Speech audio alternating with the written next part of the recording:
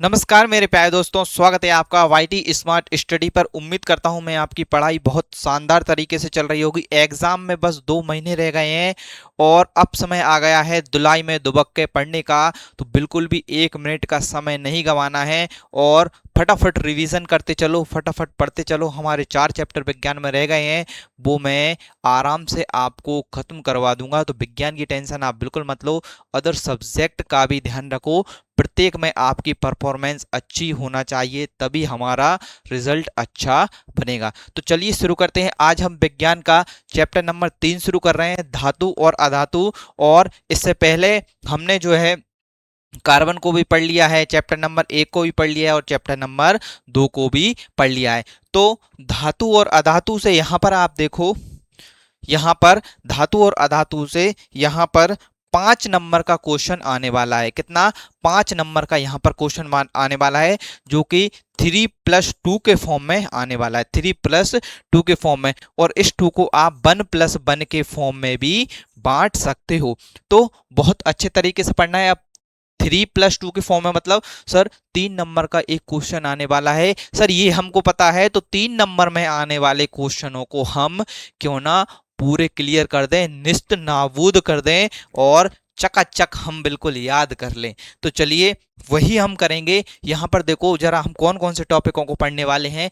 धातु, धातुओं के भौतिक गुण, धातुओं के रासायनिक गुण। यही क्वेश्चन आया था कि धातुओं और अधातुओं के रासायनिक गुणों की तुलना कीजिए। अंतर आया था, 3 अंतर आपको लिखना था और 3 नंबर आपको चाहिए थे। अधातुओं के भौतिक गुण, अधातुओं के रासायनिक गुण, आयनिक यौगिक, सक्रियता श्रेणी बहुत आईएमपी टॉपिक है। एक्वरेजिया और थर्माइट अभिक्रिया इनके अथवा में आई थी, तो ये आईएमपी क्वेश्चन है।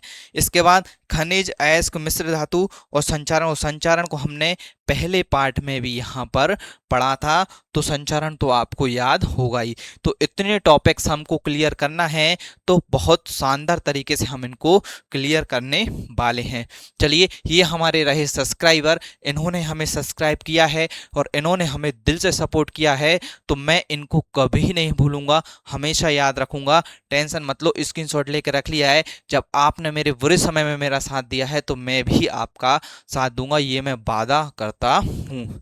ठीक है। और 11,000 जैसे ही हमारे सब्सक्राइबर हो जाएंगे, एक बढ़िया सा गिफ्ट हम आपको देंगे। तो बस इंतजार कीजिए और आनंद लीजिए।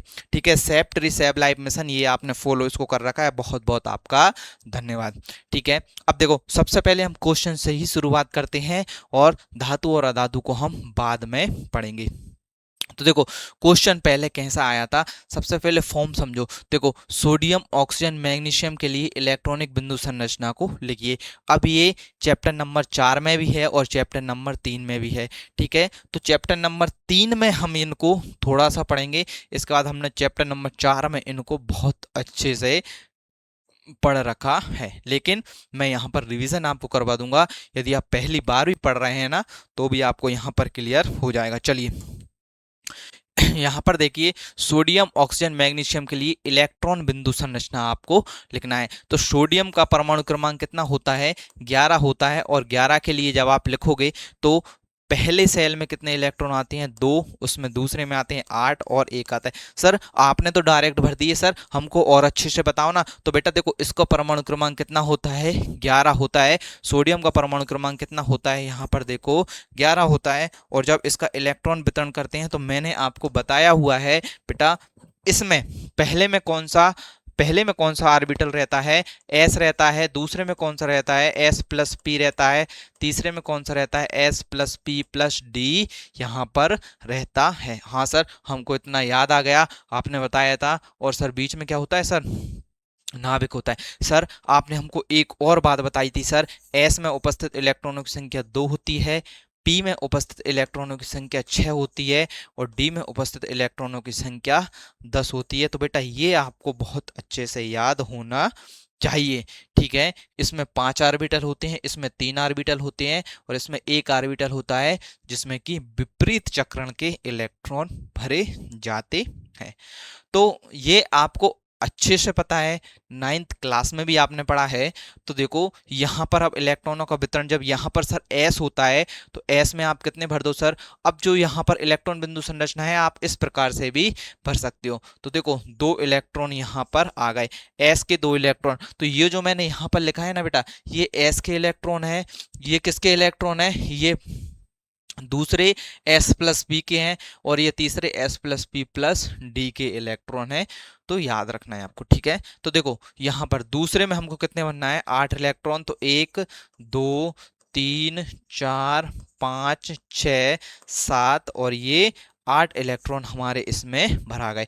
अब देखो 1 इलेक्ट्रॉन रहा, तो 1 इलेक्ट्रॉन हमारा इसमें भराएगा, इसलिए ये आपने देखा होगा Na जो है, सोडियम जो है, इसका लैटिन नाम क्या है बेटा, नाइट्रियम। इसका लैटिन नाम क्या है, नाइट्रियम। याद रखना है, क्या है, नाइट्रियम। IMP है ये नाम, और पूछा जाता है, ठीक है। अब देखो यहाँ पर नाइट्रियम को, यहाँ पर देखो इसके पास 1 इलेक्ट्रॉन अधिक है, तो आपने देखा होगा ये हमेशा अपने 1 इलेक्ट्रॉन का त्याग करता है। जैसे कि NaCl से मिल जाता है तो क्या बन जाता है, NaCl यहाँ पर बन जाता है। चलिए यहाँ पर आप समझ गए होंगे कि किस प्रकार से हमको इलेक्ट्रॉन्स भरना है। या फिर आप एक प्रकार से, और Na पे कितना, 1 इलेक्ट्रॉन क्या है, बाहर है, तो आप इस प्रकार से भी इसको दर्शा सकते हो, इस प्रकार से भी इसको दर्शा सकते हो। क्योंकि हम हमेशा ये बिंदु डॉट डॉट स्ट्रक्चर के रूप में, हम हमेशा जो बाहरी कोश में उपस्थित इलेक्ट्रॉन रहते हैं उन्हीं को हम यहाँ पर लिखते हैं। इतना आप समझो, नहीं आया समझ, इस वाले में और अच्छे से समझ आएगा। इस वाले की इलेक्ट्रॉनिक बिंदु संरचना आप इस प्रकार से बनाइए। चलिए दूसरे के देखते हैं, ऑक्सीजन। सर ऑक्सीजन का परमाणु क्रमांक सर होता है सर 8, तो सर इसमें 2 भराएंगे, और सर दूसरे में जब हमारे 8 भराते हैं तो 6 तो सर उसी में आ जाएंगे, ठीक है। 8 होता है तो 2, और सर इसमें भरा जाएंगे 6। सर एक बार यहाँ पर भर के बताओ ना, ठीक है, यहाँ पर भर लो, यहाँ पर भर लो। देखो 2 यहाँ पर भराएंगे, तो यहाँ पर देखो 2 तो यहाँ पर भरा गए, ठीक है, 2 यहाँ पर भरा गए, और 6, 1 2 3 4 5 यहाँ पर 6, 2 और इसमें आ सकते हैं। तो इसलिए ऑक्सीजन के पास -2, मतलब हमेशा 2 इलेक्ट्रॉनों की क्या रहती है, कमी रहती है। और ये -2 संयोजकता क्या करता है बेटा, प्रदर्शित करता है, आपको याद रखना है। अब आपको मैग्नीशियम के लिए आपको यहाँ पर बनाना है, तो मैग्नीशियम का परमाणु क्रमांक कितना होता है, सोडियम मैग्नीशियम, मैग्नीशियम कितना होता है, 12 होता है। तो इसका क्या बनेगा, 2 8 और 2 10। और अब देखो इसमें कितने आएंगे, इसमें कितने आएंगे, जल्दी बताओ। यहाँ पर लास्ट में मैं कितने भर सकता हूँ, यहाँ पर देखो इसके पास इलेक्ट्रॉन 8 और 2 10, ऐसे 8 और 2 10। अब इसमें 1 भरा था, 1 और इसमें ही भरा जाएगा, तो लास्ट उसमें कितने आ जाएंगे, 2 इलेक्ट्रॉन और इसमें आ जाएंगे। तो इसी में यदि मैं 1 इलेक्ट्रॉन और बढ़ा दूं तो मैग्नीशियम का जो है वह बिंदु संरचना यहाँ पर बन जाएगी। तो मैग्नीशियम की आपको बनाकर वहां पर देख लेना है। अब हम हमारे नेक्स्ट क्वेश्चन पर चलते हैं, ये वाला क्वेश्चन हमारा हो चुका। नेक्स्ट क्वेश्चन पर चलते हैं कि इलेक्ट्रॉन के स्थानांतरण के लिए MgO का निर्माण कीजिए। तो यहाँ पर देखो किस प्रकार से हम जो है बेटा इसको हम सॉल्व कर रहे हैं। अब देखो यहाँ पर MgO के लिए, तो यहाँ पर देखो Mg के लिए मैं लिखूंगा, इसका परमाणु क्रमांक कितना होता है, 12 होता है। कितना होता है, 12 होता है। जब इसका परमाणु क्रमांक 12 होता है तो इसमें इलेक्ट्रॉन कैसे होंगे, 2 8 और 2 के फॉर्म में यहाँ पर होंगे। ऑक्सीजन का परमाणु क्रमांक कितना होता है, 8 होता है, और इसमें 2 और 6 के फॉर्म के रूप में होंगे। इतना आप समझ गए, और इतना मैंने आपको बताया भी है, और इससे पहले मैंने आपको बहुत अच्छे तरीके से ये सिखाया भी है, ठीक है। तो चलिए सर, ठीक है, आपने हमको Mg का बता दिया, ऑक्सीजन को बता दिया सर, अब इसका हमको निर्माण करना है।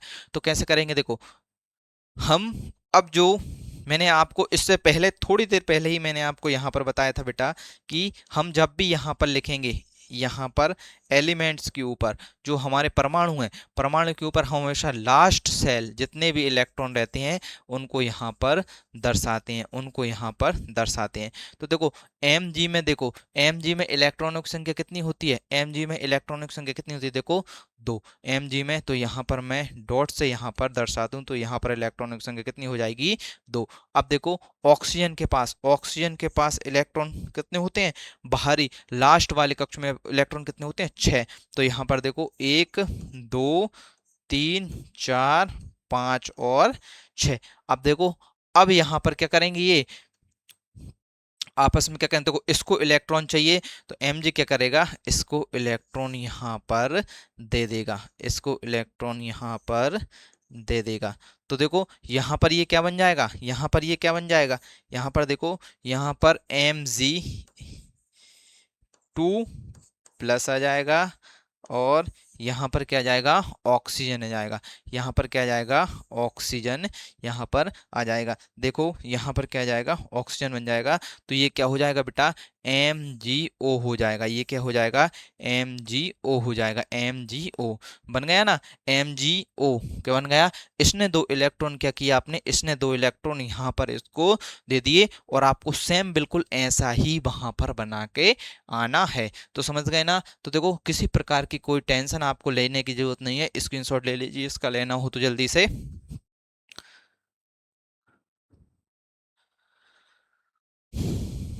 तो यहाँ पर देखो स्क्रीनशॉट ले लिया होगा आपने। तो अब हम नेक्स्ट चलते हैं। आईएमपी टॉपिक था बहुत अब शानदार, हमारे भौतिक गुणधर्म के आधार पर धातु अधातु में अंतर हमको देखना है और ये क्वेश्चन आया भी है, इससे पहले आया था, पिछली साल जो है वह रासायनिक गुणों में आया था। तो अब है इसके चांस कि अब ये वाला अंतर हमसे पूछ लिया जाए। अब यहाँ पर थोड़ा सा इसको समझिए, हम करेंगे क्या कि धात्विक चमक, कठोरता, इनको मैं यहाँ पर तो आपको समझा दूंगा और मैंने आपको इनको पूरा डिटेल में आगे भी बताया है चित्र के माध्यम से कि किस प्रकार होता है। तो उससे क्या है, आपके दिमाग में एक परिदृश्य बन जाएगा और आप कभी भूलोगे भी नहीं। तो चलिए, गुणधर्म इनके पर धातुओं में जो होती है वह धात्विक चमक होती है, क्योंकि धातुओं में धात्विक चमक प्राकृतिक रूप से होती है। इसकी परिभाषा यही है कि धात्विक चमक की जो प्राकृतिक रूप से होती है वह क्या होती है, धात्विक चमक होती है। अधातुओं में धात्विक चमक नहीं होती, लेकिन यहाँ पर 2 एक्सेप्शन भी हैं। तो आपको याद रखना है कि ग्रेफाइट और आयोडीन 2 ऐसी अधातु हैं, क्या बोल रहा हूं ध्यान रखना, ग्रेफाइट और आयोडीन 2 ऐसी अधातु हैं बेटा जिनमें क्या होता है, चमक होती है, लेकिन अधातु में चमक नहीं होती। क्वेश्चन आता है कि अधातु में, क्वेश्चन क्या आता है कि अधातु में चमक नहीं होती, लेकिन ऐसी अधातु कौन सी है जिनमें चमक होती है, तो ग्रेफाइट और आयोडीन, इनमें से आपको ऑप्शन मिल जाएगा। नेक्स्ट यहां पर देखो कठोरता, कठोरता का मतलब क्या है कि जैसे ये मार्कर है, ठीक है, इसको मैं यहां पर रबूच रहा हूं, खरोच रहा हूं, तो ये अपनी खरोचने का क्या कर रहा है, विरोध कर रहा है। तो ये कितनी तेजी से विरोध कर रहा है, जितनी तेजी से ये विरोध करेगा वह धातु जो है वह उतनी कठोर यहां पर होगी। अब धातुएं क्या होती हैं बेटा, कठोर होती हैं, याद रखना है धातुएं क्या होती हैं, कठोर होती हैं। लेकिन एक्सेप्शन के तौर पर यहां पर देखो सोडियम और पोटेशियम, सोडियम और पोटेशियम 2 ऐसी धातुएं जो कि नरम होती हैं, जो कि कैसी होती हैं, नरम होती हैं। तो क्वेश्चन भी इसी से पूछ लिया जाता है, एक्सेप्शन से क्या होता है, पूछ लिया जाता है। ठीक है, कैसा, सोडियम और पोटेशियम धातु होती हैं कैसी, नरम, लेकिन ये कैसी होती हैं बेटा, यहां पर क्वेश्चन पूछ लिया जाता है कि ऐसी धातु का नाम बताइए जो नरम होती हैं, तो क्या आ जाएगा, सोडियम और पोटेशियम। ऐसे ही अधातु में कठोर नहीं होती, कठोर नहीं होती, अधातुएं जो है वह कठोर नहीं होती। तो और लेकिन इसमें एक्सेप्शन क्या है, हीरा क्या होता है बेटा, कठोर होता है। तो पूछ लिया जाता है कि अधातुएं कठोर नहीं होती, लेकिन एक ऐसी अधातु के नाम बताइए जो कठोर होती है, तो हीरा। और ये किसका अपर रूप है, ये कार्बन का अपर रूप है। और कार्बन के कितने, 3 अपर रूप होते हैं, कौन कौन सा, हीरा, एक ग्रेफाइट और एक फ्लोरीन, फ्लोरीन, ठीक है, फ्लोरीन। तो अधातु जो है हीरा है, क्या है, अधातु है, और जो कि सबसे कठोर यहाँ पर होती है। अब एक्सेप्शन सर, एक्सेप्शन हमको समझ में नहीं आ रहा है सर। अब क्या है, देखो ऊपर से सब एक जैसे दिखते हैं, अब किसके मन में क्या है हम वो कह नहीं सकते। जैसे अब मान लो मैं आपसे बोल दूं कि सभी बच्चे अच्छे हैं, अब सभी बच्चे अच्छे हैं मैंने बोल दिया, लेकिन मन में थोड़ी है ऐसा ही, ऐसी है कौन, कोई कोई सी ऐसी है धातु भी है। अब कोई कोई विद्यार्थी ऐसा भी है जो बुरा है, लेकिन हमको मालूम नहीं चल रहा, उसके काम से मालूम चलता है। ऐसे ही इनके काम से हमको क्या चला, मालूम चला। तो सोडियम और पोटेशियम कैसी धातु है, नरम धातु है, और हीरा जो है वह कठोर क्या है, अधातु है। हीरा क्या है, अधातु है, लेकिन क्या है, कठोर है, ये धातुओं में मिल जाता है। आघात वर्धनीयता, आघात वर्धनीयता, ठीक है। अत्यधिक आघात वर्धनीय कौन होते हैं, जिंक, एंटीमनी और आर्सेनिक।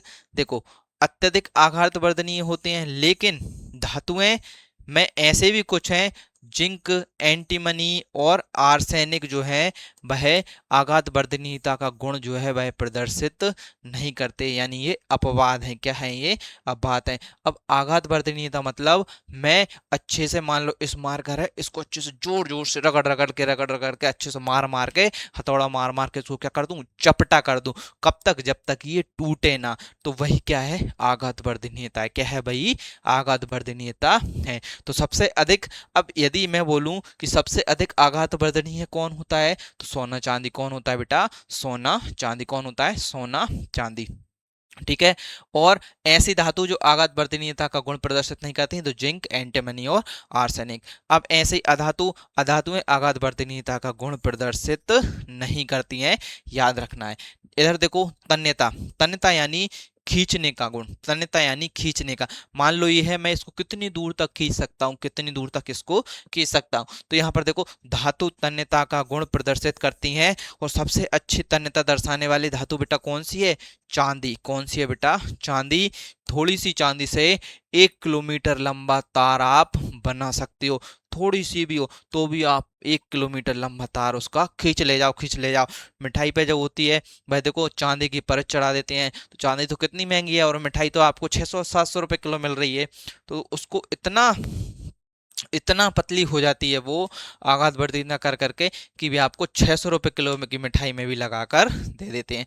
तो धातुएं जो होती हैं वह तन्यता का गुण प्रदर्शित करती हैं, और ये नहीं करती, अधातुएं नहीं करती। लेकिन कार्बन और फाइबर दो ऐसी कार्बन फाइबर जो है ऐसे वो हैं अधातु जो तन्यता का गुण प्रदर्शित करते हैं। अब यहाँ पर देखो चालकता, यहाँ पर देखो चालकता, चालकता यानी इलेक्ट्रिसिटी चल जाए जिसमें, तो ऊष्मा एवं विद्युत की सुचालक होती हैं। धातुएं जो होती हैं ऊष्मा एवं विद्युत की क्या होती हैं, सुचालक होती हैं। सुचालक मतलब उनमें से जा सकती है। बिस्मथ जो है वह बिस्मथ जो है वह धातु है, लेकिन इस ये विद्युत की क्या है, कुचालक है। विद्युत की क्या है, कुचालक है। कुचालक होती हैं अधातुएं जो हैं वह कैसी होती हैं, कुचालक होती हैं, लेकिन किसको छोड़कर, ग्रेफाइट को छोड़ो, किसको छोड़कर, ग्रेफाइट को। तो जो पेंसिल आपकी जो बनती है उसमें जो काला काला भाग होता है वह क्या होता है, ग्रेफाइट। तो बेटा उसमें क्या आ जाता है, करंट आ जाता है, उसको कभी भी लकड़ी समझकर टच मत करना, ठीक है। अवस्था, अवस्था देखो, स्टेट देखो, ठोस धातु में कैसी होती हैं, ठोस होती हैं, लेकिन पारा जिसको आप Hg बोलते हो ये क्या होता है बेटा, कमरे के ताप पर द्रव अवस्था में पाया जाता है, और ये ठोस, द्रव, गैस तीनों अवस्था में पाई जाती है। घनत्व जो है मोस्टली ये द्रव और गैस अवस्था में ही पाई जाती हैं, कौन, अधातुएं। याद रखो घनत्व, घनत्व उच्च होता है सोडियम और पोटेशियम को छोड़कर, कम होता है किसको छोड़कर, हीरे को छोड़कर, क्योंकि ठोसों का घनत्व क्या होता है, अधिक होता है। क्वथनांक एवं गलनांक, क्वथनांक एवं गलनांक, तो क्वथनांक एवं गलनांक क्या होगा, ठोसों का वैसे भी क्या होता है, अधिक होता है, और इनका क्या होता है, कम होता है। गैलियम और सोडियम को छोड़कर, गैलियम और सोडियम को छोड़कर, गैलियम और सोडियम को छोड़कर। चलिए देखो यहाँ पर जल्दी से क्विक रिवीजन यहाँ पर कर लेते हैं जो भी हमने पढ़ा है। देखो धात्विक चमक क्या होती है, धातु की सतह जो प्राकृतिक चमक होती है वह कौन सी चमक होती है, धात्विक चमक होती है। और चमकते क्यों है, क्योंकि ये प्रकाश को क्या करती है बेटा, परावर्तित करती हैं। सोना, चांदी, तांबा ये क्या है, आपकी चमकदार धातुएं हैं, ठीक है। ये तरल क्या है, ये Hg क्या है, तरल है, और तरल है, क्या है Hg, क्या है तरल है, और तरल भी क्या हो सकती है बेटा, चमकदार हो सकती है। चलो यहाँ पर देखो कठोरता, तो किसी पदार्थ की सतह पर खरोंच या पड़ने पर, टूटने पर विरोध करने की क्षमता को क्या कहते हैं बेटा, कठोरता कहते हैं। धातुएं अत्यधिक कठोर होती हैं, और अधातुएं जो रहती हैं वह नाजुक होती हैं, अधिकतर नाजुक होती हैं। आघात वर्धनीयता मिसलेनियस, मतलब किसी धातु की वह गुणधर्म जिसे उसे हथौड़े या मशीन द्वारा पीटकर पतली चादर बनाया जा सके, उसे क्या बोलते हैं बेटा, आघात वर्धनीयता कहते हैं। तो धातुएं आघात वर्धनीय होती हैं और धातुएं आघात वर्धनीय नहीं होती। ठीक है। तन्यता डक्टिलिटी, यानी खींचकर पतला तार के रूप में करते हैं, तो धातुएं तन्य होती हैं और अधातुएं तन्य नहीं होती। यहां पर देखो, यहां पर इससे ये क्या कर रहे हैं, खींचने का काम कर रहे हैं। चालकता, किसी चालक की क्षमता जिसमें से विद्युत या ऊष्मा बहने लगे। सबसे अच्छी विद्युत की चालक कौन होती है बेटा, चांदी, सोना, चांदी और सोना। चांदी के तार लगवा दो, डीपी लगाने की जरूरत आपको नहीं है। ठीक है। नेक्स्ट यहां पर देखो, अवस्था स्टेट, जिसमें वह किसी विशेष तापमान या दबाव पर पाया जाता है। तो ये है ठोस, ये है द्रव, और ये क्या है बेटा, गैस। तो तीनों अवस्थाओं में ये पाई जाती है। किसी घनत्व क्या है, डेंसिटी, किसी पदार्थ का घनत्व ये बताता है कि उस पदार्थ का कितना द्रव्यमान है। तो देखो घनत्व बराबर क्या होता है, यहाँ पर आयतन बटे द्रव्यमान याद रखना है। आयतन बटे द्रव्यमान क्या रखना है, आपको याद रखना है। एक निश्चित आयतन में मौजूद है, तो देखो इस पानी में इसकी कितनी मात्रा मौजूद है, ये क्या बताएगा बेटा, इसका घनत्व बताएगा। कि क्या बताएगा, इसका घनत्व यहाँ पर बताएगा। देखो क्वथनांक एवं गलनांक, क्वथनांक का सीधा समझो, क्वथनांक का सीधा समझो। क्वथनांक यानी वह निश्चित तापमान जिस पर कोई पदार्थ गैस में परिवर्तित हो जाए, कोई पदार्थ गैस में परिवर्तित हो जाए वह क्या होता है, क्वथनांक होता है। और वह निश्चित तापमान जिस पर कोई ठोस पदार्थ लिक्विड में परिवर्तित हो जाए वह क्या होता है, गलनांक। गलनांक मतलब वो चीज क्या हो गई, गल गई। अब इसको इंग्लिश में याद रखना बहुत आसान होता है। बॉइलिंग पॉइंट यानी क्वथनांक, पानी में उबलकर भाप बन गई, क्या हो गई, बॉयल हो गई। किसी चीज को बॉयल किया आपने, तो पानी में उबल के भाप बन गई, तो क्या हो गया, बॉइलिंग पॉइंट, मतलब क्या हो गया, क्वथनांक। और मेल्टिंग पॉइंट मतलब वो चीज क्या हो गई, गल गई। तो बर्फ पे गल कर, यानी बर्फ गल गया तो क्या बन गया, पानी बन गया। तो इसलिए मैंने इनको इंग्लिश में भी लिखा है कि बॉइलिंग पॉइंट और मेल्टिंग पॉइंट, क्योंकि आपको तो वहां पर दोनों लैंग्वेज आएंगी, जिसमें आपको आसान हो उसमें आप तो याद रखो। आपको क्या दिक्कत है, हमको क्या करना है, हमको तो आम खाना है, गुठली थोड़ी गिनना है। ठीक है। नेक्स्ट, अब देखो परीक्षा में पूछे गए प्रश्न कौन से हैं। तो देखो यहां पर 1 मिनट के लिए आप इनको देखो और इनके उत्तर जो है वह मन में सोचो, और यदि कमेंट कर सको तो कमेंट कर दो, मात्र 1 मिनट के लिए।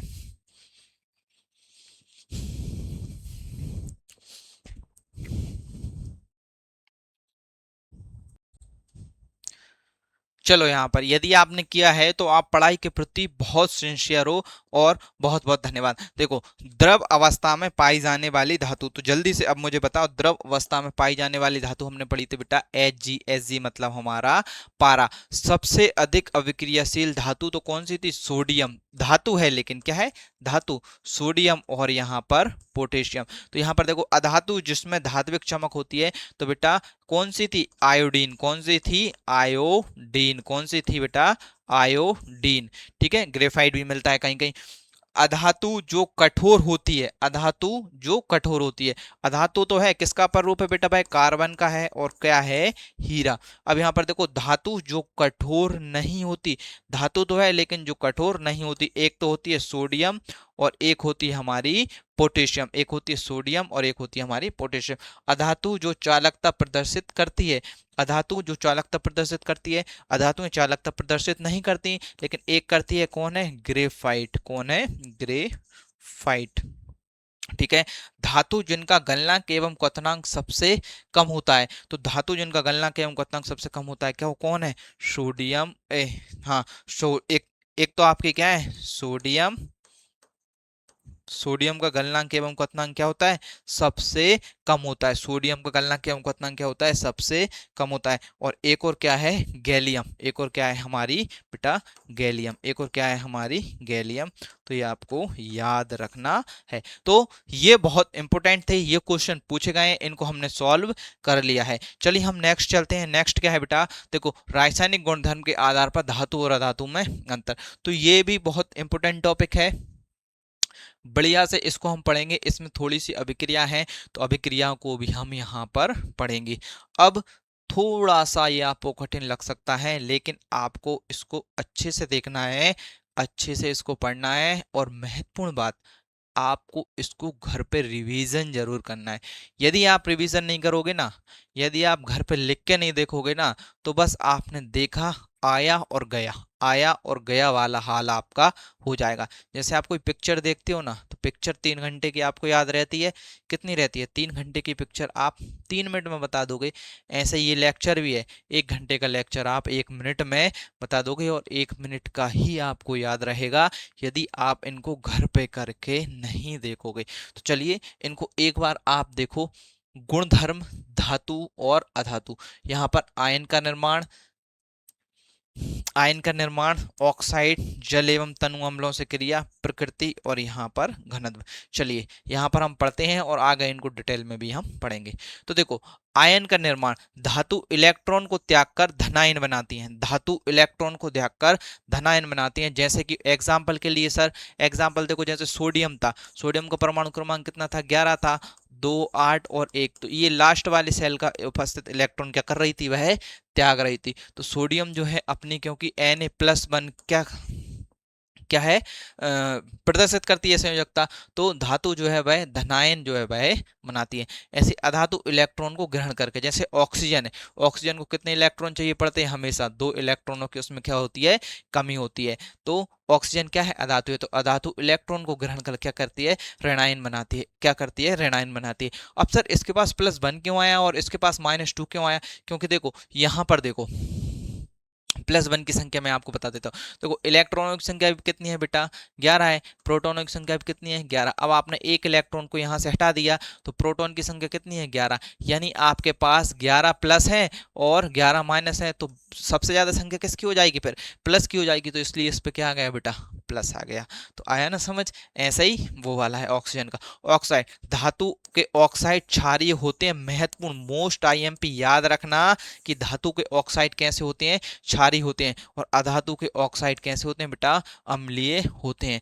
जल एवं तनु अम्लों से क्रिया, तो धातु जल एवं तनु अम्लों से क्रिया करके हाइड्रोजन को विस्थापित करती है, हाइड्रोजन गैस को निकालते किससे? जल एवं तनु अम्लों से क्रिया कर। अधातु जल एवं तनु अम्लों से क्रिया ही नहीं करते, याद रखना है। ठीक है। प्रकृति, धातु अपचायक प्रकृति की होती है और अधातु औपचारिक प्रकृति की होती है। घनत्व यहाँ पर देखो, धातुओं घनत्व हमने उसमें भी पढ़ा था, कुछ अंतर तो ऐसे हैं जो कॉमन है। तो ये घनत्व वाला देखो हमने उसमें ही पढ़ा था भौतिक में, और ये रासायनिक में आ गया। धातुओं का घनत्व क्या होता है बेटा? अधिक होता है, क्योंकि अधिकतर कैसी होती हैं? ठोस होती हैं, और ठोसों का घनत्व क्या होता है बेटा? अधिक होता है। यहाँ पर देखो अधातुओं का घनत्व क्या होता है? कम होता है। अधातुओं का घनत्व कैसा होता है?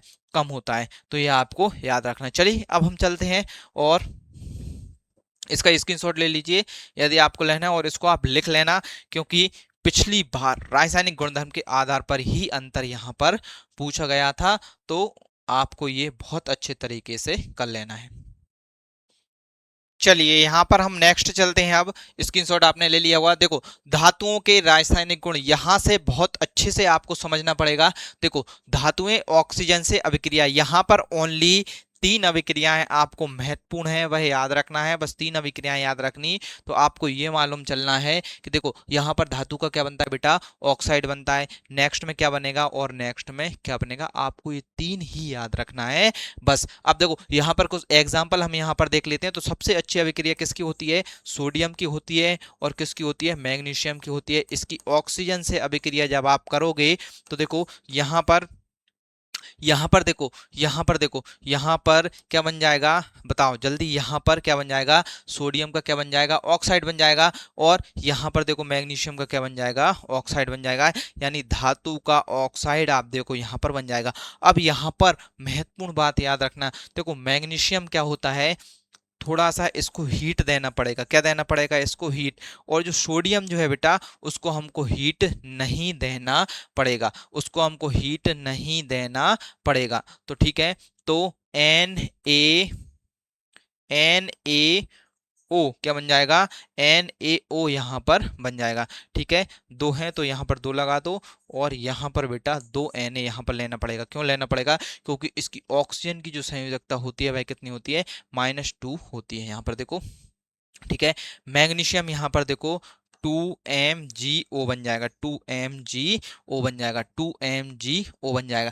देखो यहाँ पर अब इसको हीट क्यों देना पड़ी और इसको हीट हमें क्यों नहीं देना पड़ी, इसका मैं प्रमुख कारण आपको नेक्स्ट उसमें बताऊंगा। यहाँ पर समझो धातु प्लस ऑक्सीजन से अभिक्रिया होती है तो धातु का क्या बन जाता है, ऑक्साइड बन जाता है। ऐसी लोहे की अभिक्रिया होती है Fe+O2। ठीक है, तो क्या बनेगा 2FeO, यानी लोहा क्या लग जाता है, लोहे में ऑक्सीजन की उपस्थिति में फेरस ऑक्साइड का निर्माण कर लेता है। और ये मैग्नीशियम वाला तो अपन ने पढ़ा था, मैग्नीशियम वाला कौन सा था, ये मैग्नीशियम रेवन। क्वेश्चन भी है कि मैग्नीशियम रेवन को वायु में जलाने से पहले साफ क्यों करते हैं, क्योंकि वो किसकी, उसमें मैग्नीशियम ऑक्साइड की क्या बन जाती है बेटा, परत बन जाती है, हमने पहले पढ़ा भी था। और सोडियम को तो आप वैसे ही छोड़ दोगे, सोडियम को आप गद्दी पे रखोगे और वैसा ही छोड़ दोगे तो सोडियम में तो आग ही लग जाएगी। ठीक है, तो सोडियम को क्वेश्चन आता है कि सोडियम को हम केरोसिन के तेल में डुबोकर क्यों रखते हैं, क्यों, क्योंकि ऑक्सीजन से अभिक्रिया, ऑक्सीजन की अभिक्रिया से बचाने के लिए ही हम इसको किस में रखते हैं, केरोसिन के तेल में यहाँ पर रखते हैं। अब देखो यहाँ पर नेक्स्ट यहाँ पर है, नेक्स्ट यहाँ पर देखो धातुओं की जल के साथ अभिक्रिया, धातुओं की जल के साथ अभिक्रिया। तो मैंने आपको एक सक्रियता श्रेणी पढ़ाई थी और आगे भी पढ़ेंगे, का ना का मांगे एल्यूमिनियम जिंक आयरन। देखो कहना का मांगे एल्यूमिनियम जिंक आयरन, कहना का मांगे एल्यूमिनियम जिंक आयरन, आपको क्या करना है, याद रखना है बेटा। ठीक है, तो देखो ये तीन जो होते हैं, ये तीन जो होते हैं, ये तीन जो होते हैं भाई कोल्ड वाटर से ही क्रिया कर लेते हैं, कोल्ड वाटर से ही क्या कर लेते हैं, क्रिया कर लेते हैं। और इन दोनों के लिए हमको क्या करना पड़ता है, इनके लिए हमें थोड़ा सा जो पानी है वह गर्म चाहिए, और इन दोनों के लिए हमें क्या चाहिए, स्टीम चाहिए, स्टीम यानी भाप। और इसके लिए warm water, warm water, WATR water.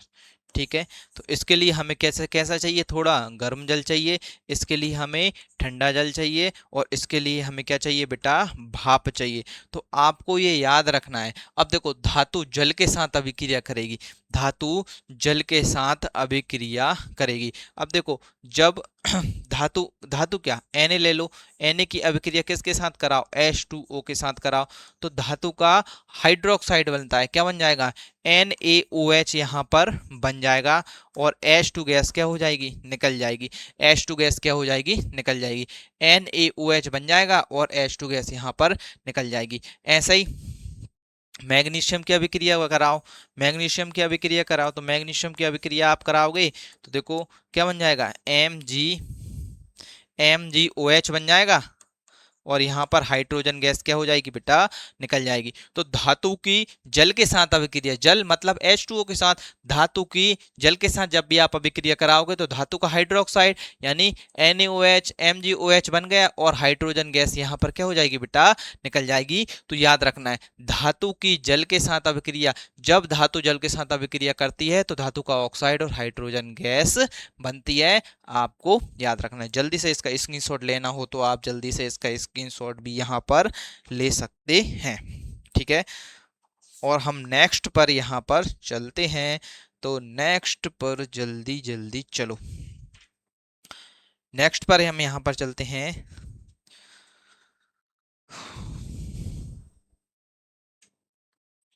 देखो नेक्स्ट पर चलते हैं, नेक्स्ट क्या है हमारा बेटा, नेक्स्ट है धातु की अम्ल के साथ अभिक्रिया, धातु की अम्ल के साथ अभिक्रिया, धातु की अम्ल के साथ अभिक्रिया।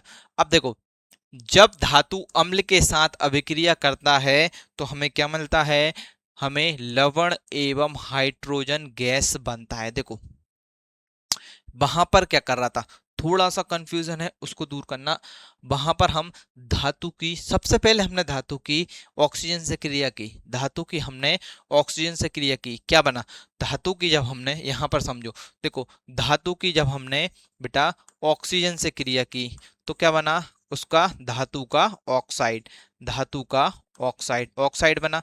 ठीक है, उसके बाद हमने धातु की किसकी, धातु की H2O से क्रिया की, जल से क्रिया की, तो बेटा हमें क्या मिला था, हमें क्या मिला था, धातु का हाइड्रोक्साइड, और उसमें प्लस क्या बन रहा था, H2 गैस निकल रही थी, प्लस कौन सी गैस निकल रही थी, H2 गैस निकल रही थी।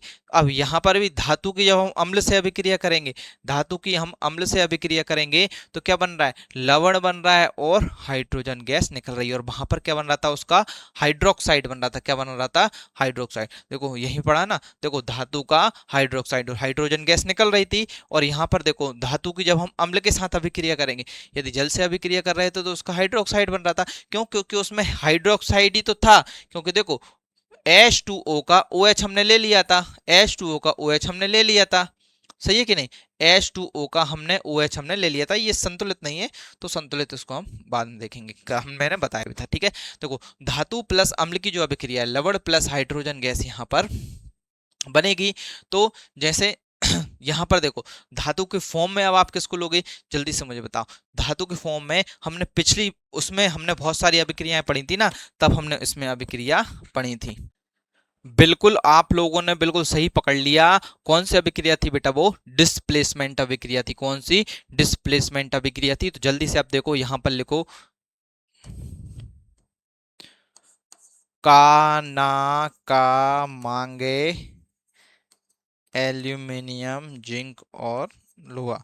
अब देखो सर अभिक्रिया ही तो करना है सर, किसी भी कर दो सर, मैग्नीशियम की कर दो सर, ठीक है, किसके साथ, HCl के साथ, ठीक है सर, तो भी हमारा काम हो जाएगा। सर यदि आप एल्यूमिनियम की कर दोगे सर HCl के साथ सर, तो भी हमारा काम हो जाएगा।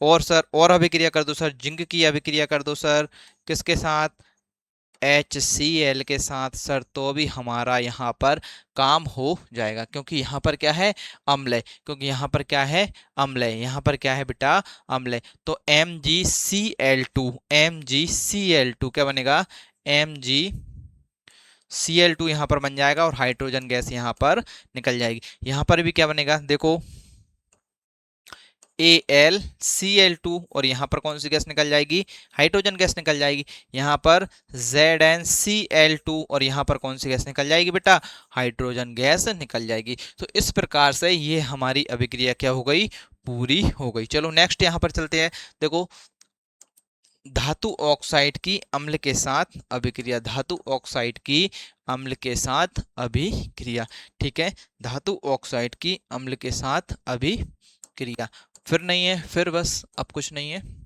आयनिक यौगिक पढ़ेंगे उसके बाद।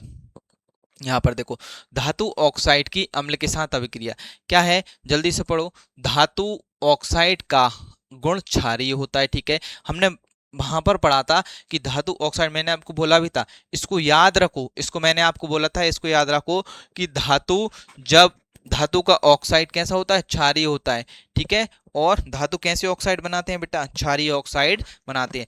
जब धातु ऑक्साइड तनु अम्ल से अभिक्रिया करता है तो संबंधित धातु का लवण एवं जल बनता है, तो संबंधित धातु का क्या बनता है, वो लवण एवं जल बनता है। तो देखो ये सभी एग्जाम्पल जो है, ये सभी एग्जाम्पल जो है वह क्या है, HCl क्या है आपका, तनु ही तो है, HCl क्या है आपका, तनु ही तो है, तो संबंधित का क्या बना, लवण एवं क्या बना बेटा, जल बना, लवण एवं क्या बना।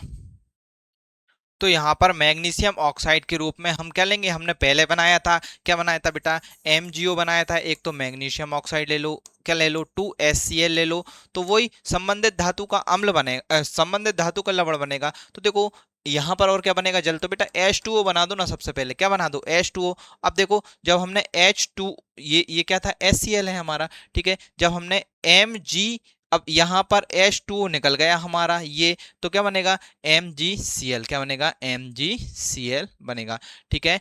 तो ऐसे ही MgO अपन अपन और क्या ले सकते हैं, KOH ले लो, और क्या ले लो, KOH ले लो यहाँ पर, उसके साथ रुको, एक एक एक मिनट, एक मिनट, एक मिनट, एक मिनट, एक और कोई सा ऑक्साइड लो, कौन सा लो, एक तो हमने मैग्नीशियम ऑक्साइड लिया था हमारा, एक Na2O ले लो, Na2O ले लो, तो वो भी 2HCl के साथ क्या बना रहा था, ठीक है। देखो यहाँ पर H2O बन जाएगा यहाँ पर, और यहाँ पर क्या बन जाएगा, Na2Cl यहाँ पर बन जाएगा, और यहाँ पर क्या बनेगा, H2O आपका यहाँ पर बन जाएगा। तो धातु का ऑक्साइड, तो धातु का ऑक्साइड अम्ल के साथ अभिक्रिया क्या होती है, धातु की ऑक्साइड की जब अम्ल के साथ अभिक्रिया होती है तो संबंधित धातु का लवण बनता है, और क्या बनता है बेटा, यहाँ पर जल बनता है, और क्या बनता है यहाँ पर, जल यहाँ पर बनता है। ऐसे ही एक और अभिक्रिया है CaO, CaO की अभिक्रिया देखो, CaO, CO क्या है, कैल्शियम ऑक्साइड, CO क्या है, कैल्शियम ऑक्साइड।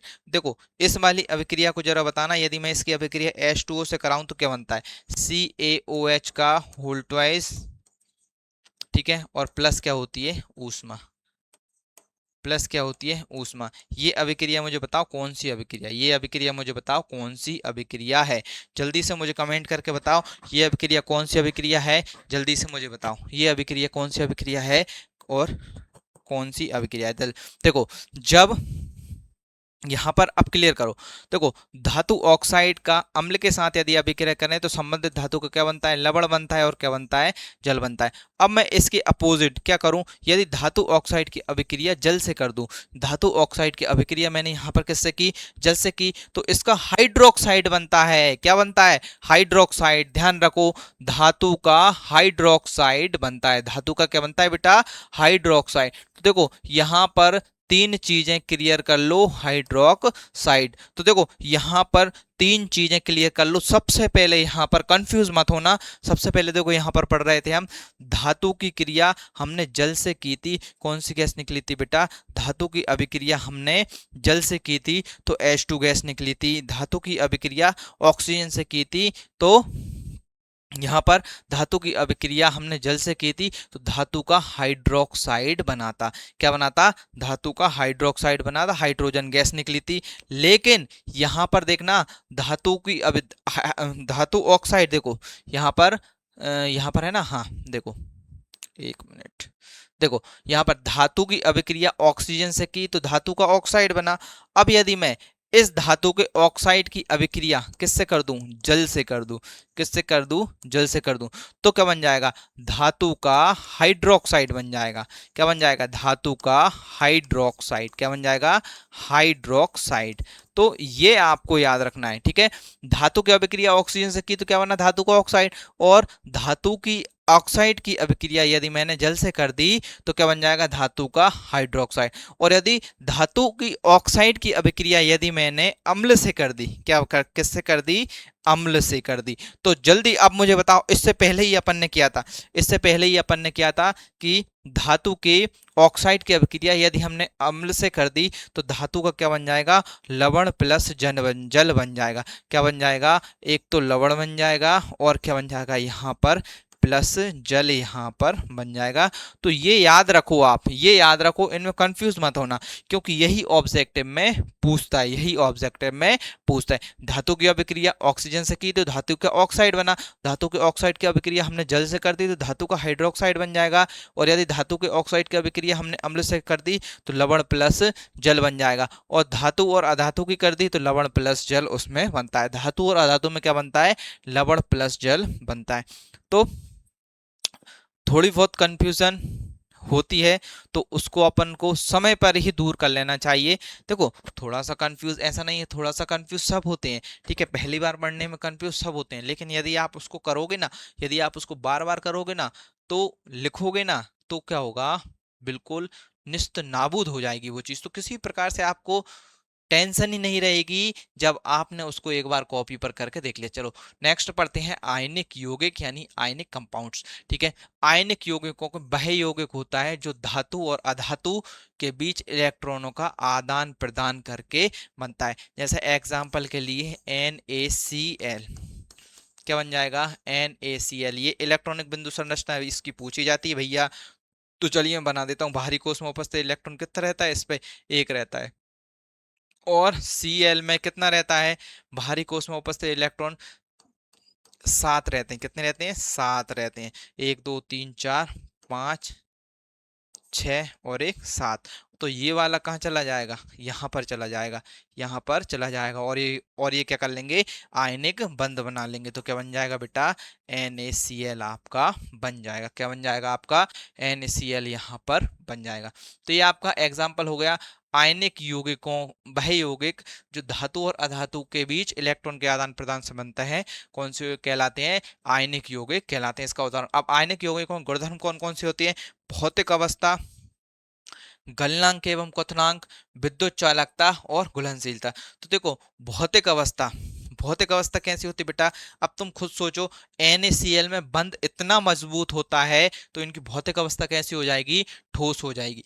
अब गलनांक एवं क्वथनांक, अब जब इनमें बंध इतना मजबूत होता है, बहुत मजबूती से बंधे रहते हैं, तो इनको गलाने के लिए, इनको उबालने के लिए हमें अधिक ऊर्जा देनी पड़ेगी। तो गलनांक एवं क्वथनांक क्या हो जाएंगे, इनके उच्च हो जाएंगे। क्या हो जाएंगे, इनके उच्च हो जाएंगे। विद्युत चालकता, तो विद्युत चालकता देखो, ठोस जो है ये गलित अवस्था में क्या होते हैं, विद्युत चालकता दर्शाते हैं। ठीक है, यहाँ पर देखो घुलनशीलता, तो इनको घुलने में भी क्या होगी बेटा, थोड़ी सी दिक्कत होगी। यहाँ पर डिटेल में, यहाँ पर देखो इनको पढ़ो, यहाँ पर डिटेल में इनको, यहाँ पर अब हम अपन पढ़ते हैं। देखो भौतिक अवस्था, यहाँ पर देखो भौतिक अवस्था, आयनिक यौगिक कमरे के तापमान पर आमतौर पर ठोस होते हैं। ऐसा इसलिए होता है क्योंकि धनात्मक और ऋणात्मक आयनों के बीच बहुत मजबूत आकर्षण बल, आयनिक बंध होता है, जो उन्हें एक साथ कसकर बांधे रखता है। उच्च गलनांक एवं क्वथनांक में क्या है कि गलनांक एवं क्वथनांक बहुत उच्च होता है, क्योंकि आयनिक बंध को तोड़ने के लिए हमें बहुत अधिक ऊर्जा की बेटा आवश्यकता होती है। ठीक है, ऐसे ही हमने नेक्स्ट जो पढ़ा था, बिल्कुल रैपिड तरीके से पढ़ते रहो, रैपिड तरीके से। देखो यहाँ पर देखो विद्युत की चालकता पढ़ा था, तो विद्युत चालकता, आयनिक यौगिक केवल तब विद्युत चालक होते हैं जब वे पिघले हुए हों, जल में घुले हुए हों। ठोस अवस्था में विद्युत प्रवाहित नहीं करते, क्योंकि इनके आयन क्या रहते हैं, स्थिर रहते हैं। किसके, आयनिक यौगिकों की। घुलनशीलता, आयनिक यौगिक आमतौर पर जैसे पानी में घुलनशील होते हैं, पानी के अणु इन आयनों के चारों ओर घेरा बना लेते हैं और इन्हें अलग कर देते हैं, जिससे यौगिक घुल जाता है। वे आमतौर पर पेट्रोल या केरोसिन जैसे अध्रुवीय विलायकों में अघुलनशील होते हैं। तो ठीक है, तो ये चारों चार थे, मैंने आपको समझा दी। अब यहाँ पर हम पढ़ेंगे सक्रियता श्रेणी, और सक्रियता श्रेणी में मैंने आपको अभी अभी थोड़ी देर पहले भी लिख के बताई थी। तो देखो सक्रियता श्रेणी का क्या मतलब है कि कौन सा तत्व कब क्रिया करेगा। जैसे मान लो, जैसे मान लो 3 लोग हैं, जैसे मान लो 3 लोग हैं क्लास में मान लो 3 लोग हैं। अब मैं डिसाइड कैसे करूंगा कि उन 3 लोगों में से मुझे काम किससे कराना है, तो जिससे मेरा बॉन्ड अच्छा होगा और जो बहुत अच्छे से काम कर सकेगा। तो मान लो यहाँ पर पोटेशियम, सोडियम, कैल्शियम है, तो मैं होशियार सबसे किसको समझता हूँ भैया, पोटेशियम को।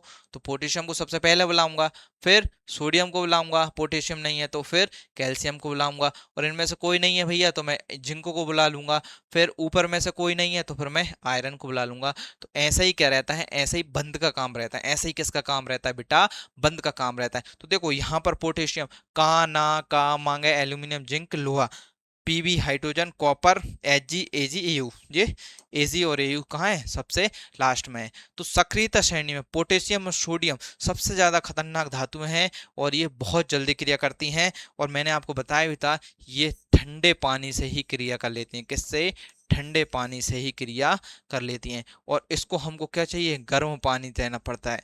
ठीक है, और इन तीनों को क्या देना पड़ता है, हमें हीट देना पड़ती है। क्या देना पड़ती है बेटा, हीट देना पड़ती है। इन तीनों को क्या देना पड़ती है, हीट देना पड़ती है। और ये नीचे की क्रिया नहीं करते, किससे, पानी से।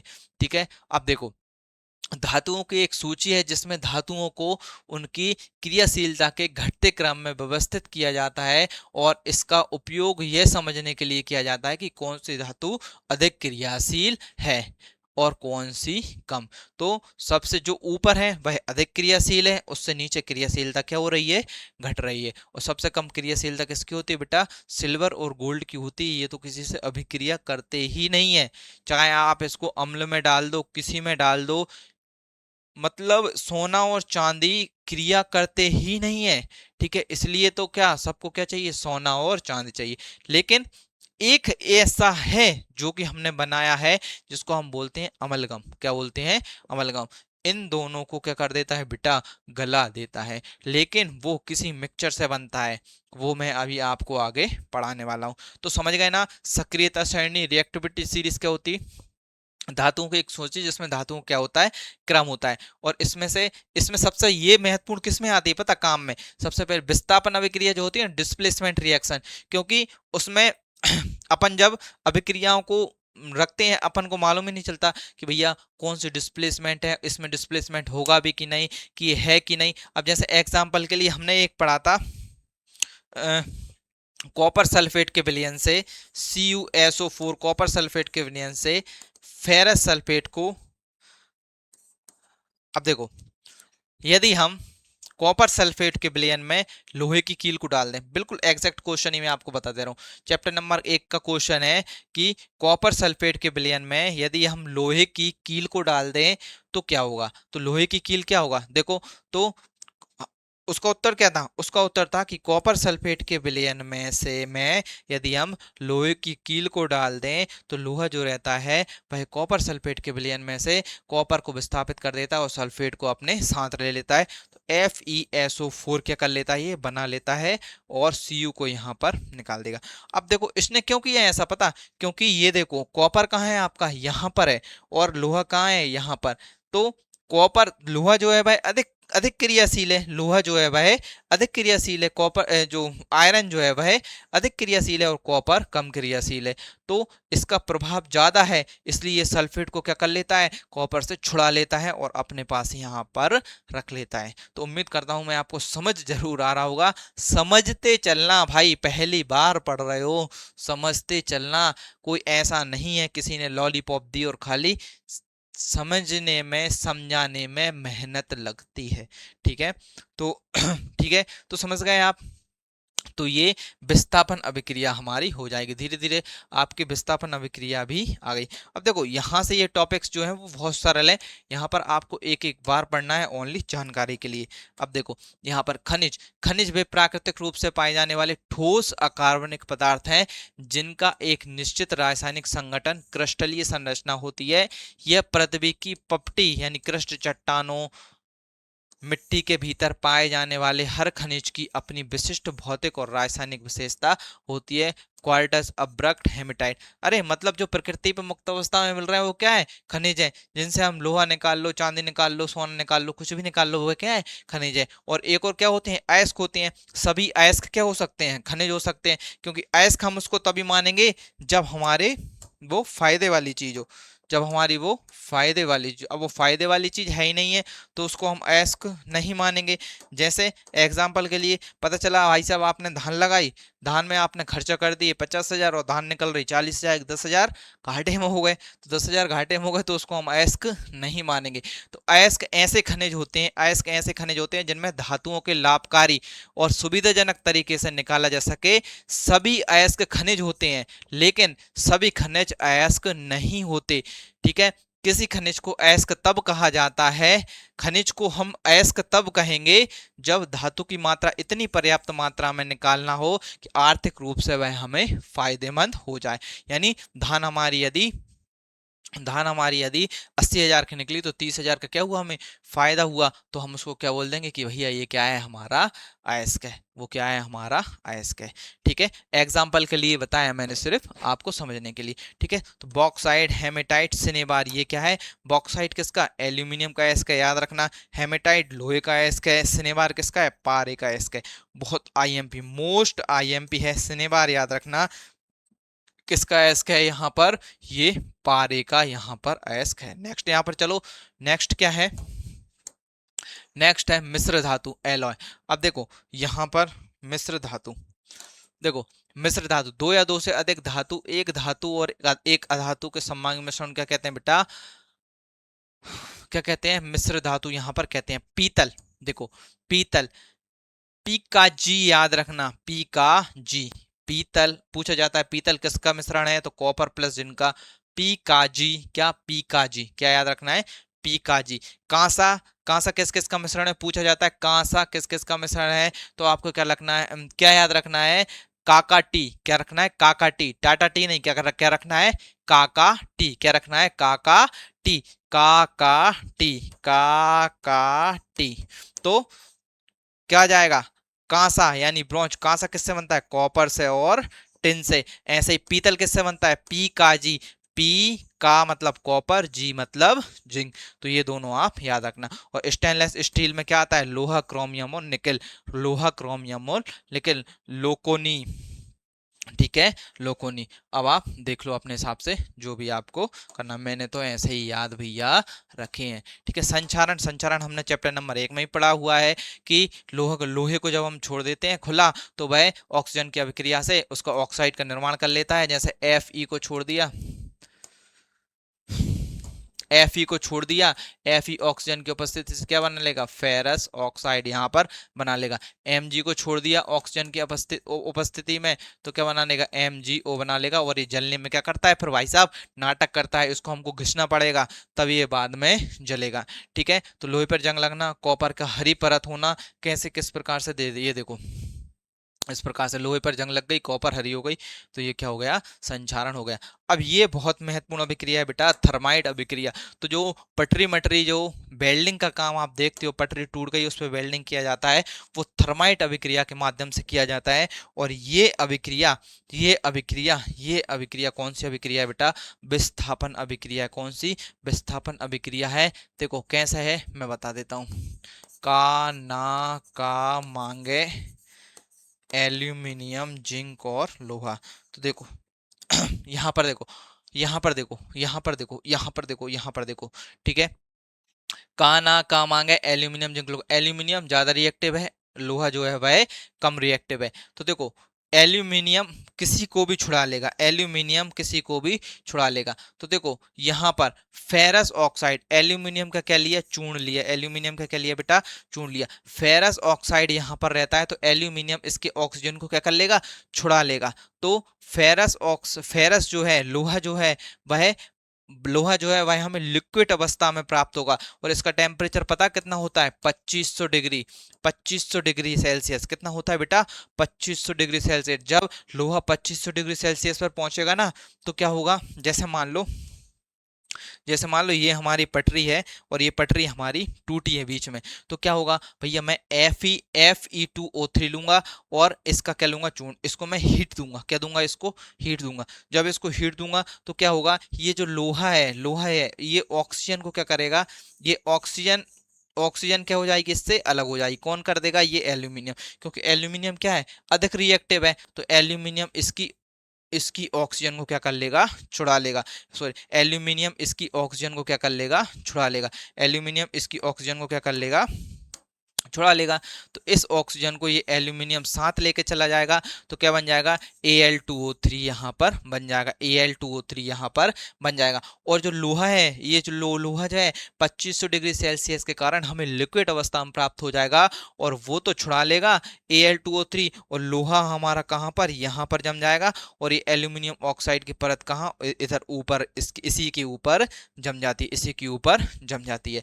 तो इस प्रकार से ये वेल्डिंग का काम हो जाता है, इस प्रकार से हमारे वेल्डिंग का काम यहाँ पर हो जाता है। ठीक है, चलो यहाँ पर समझो, अत्यधिक ऊष्माक्षेपी कैसी अभिक्रिया, जब 2500 डिग्री है तो ऊष्माक्षेपी। तो भाई चैप्टर नंबर 1 में दो अभिक्रियाओं में आप लोग ऊष्माक्षेपी अभिक्रिया में भी इसका एग्जाम्पल लिख सकते हो, और विस्थापन अभिक्रिया में भी आप इसका एग्जाम्पल लिख सकते हो। ठीक है, तो देखो एक अत्यधिक ऊष्माक्षेपी रासायनिक अभिक्रिया है जिसमें एक धातु ऑक्साइड को दूसरे यानी अधिक अभिक्रियाशील धातु, आमतौर पर एल्यूमिनियम के साथ अभिकृत कराया जाता है। तो इस अभिक्रिया में भारी मात्रा में क्या निकलती है, ऊष्मा निकलती है।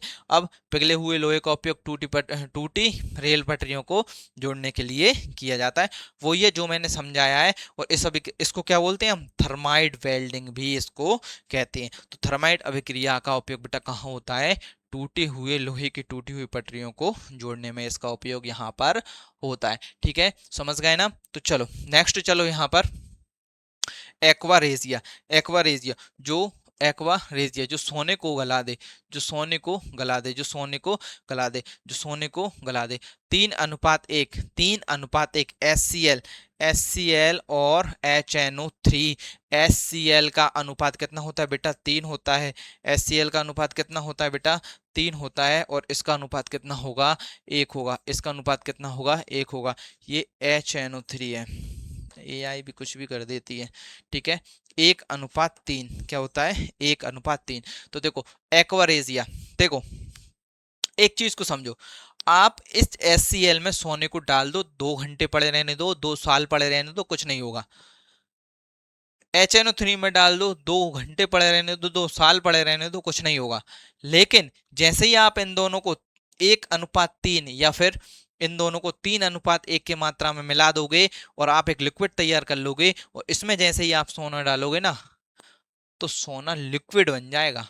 तो सोना क्या हो जाएगा, लिक्विड बन जाएगा। सोना क्या हो जाएगा बेटा, लिक्विड बन जाएगा। और इसी को हम क्या बोलते हैं, एक्वारेजिया अमलगम, इसको हम बोलते हैं। तो याद रखो, एक्वारेजिया सांद्र HCl पूछा जाता है, और सांद्र HNO3 का 3:1 में बना ताजा मिश्रण होता है, 3:1 याद रखना। और यदि HCl, देखो ये बेटा ये HCl अनुपात किसका है, HNO3 का अनुपात है। एग्जाम में याद रखना, HNO3 यदि पहले कर दिया, HCl बाद में कर दिया, तो 1:3 हो जाएगा। याद रखना इस चीज को, ठीक है। इस मिश्रण का उपयोग सोने एवं प्लेटिनियम जैसी धातुओं को गलाने के लिए किया जाता है। ये एक प्रबल संक्षारक होता है। याद रखना, मोस्ट IMP है एक्वारेजिया, एक्वारेजिया, ठीक है ना। चलो नेक्स्ट, यहां पर चलो नेक्स्ट क्या है, नेक्स्ट इसके उपयोग कहां कहां पर होते हैं। ये इसके उपयोग देखो, उत्कृष्ट धातुओं को घोलना, जैसे इसका सोना प्लेटिनम आदि को शुद्ध करने के लिए, रिफाइनिंग और निकालने के लिए किया जाता है। क्लोराइड बनाने, धातु के क्लोराइड बनाने के लिए इसका उपयोग किया जाता है। ठीक है, रसायन, कुछ धातुओं के परीक्षण के लिए इसका उपयोग किया जाता है। और इलेक्ट्रॉनिक सर्किट बोर्डों से सोना निकालने के लिए, यानी ई कचरे के पुनः चक्रण के लिए हम इसका उपयोग करते हैं। तो ठीक है, तो उम्मीद करता हूं मैं आपको समझ आया होगा, और समझ आया हो तो बेटा हमसे जुड़ जाइए, और 11,000 सब्सक्राइबर पर एक गिफ्ट जरूर पाइए। तो जैसे ही हमारे 11,000 सब्सक्राइबर होंगे, आप सभी के लिए गिफ्ट हाजिर हो जाएंगे, और इसकी सूचना मैं आपको दे दूंगा। हाँ, कमेंट करना ना भूलें, प्राथमिकता उन्हीं को हम देंगे। तो जल्द ही मिलेंगे हम नेक्स्ट चैप्टर के साथ, जो कि रहेगा हमारा कार्बन। ठीक है, कार्बन अपन एक बार और पढ़ेंगे, एक बार तो अपन ने पढ़ लिया है कार्बन, और बहुत शानदार तरीके से उसको मैं करवाऊंगा। तब तक के लिए जय हिंद, और बोलो इनकलाब जिंदाबाद।